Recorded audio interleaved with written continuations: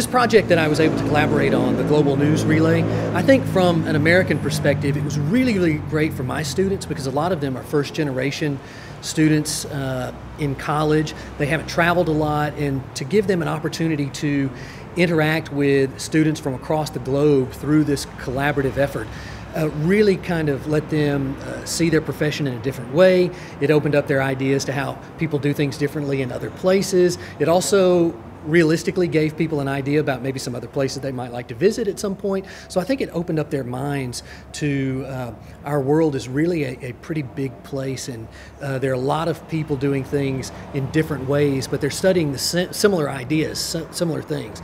And so I think it gave them an opportunity to just see how students are doing things in a different place from where they are, which I think was really, really good for them.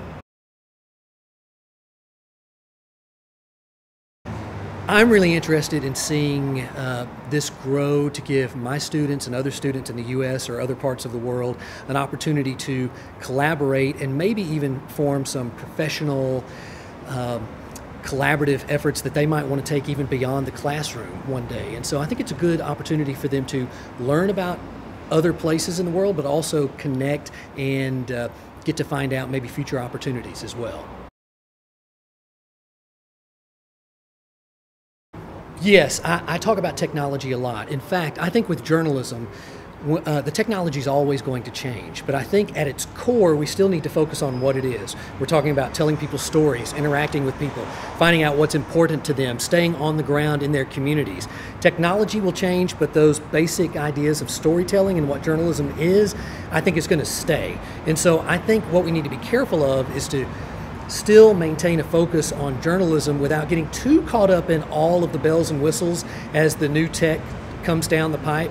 I think all of that will change, but as long as we stay true to the core mission of journalism and about telling people stories and giving them a voice, I think it will be I think journalism's got a good future ahead of it.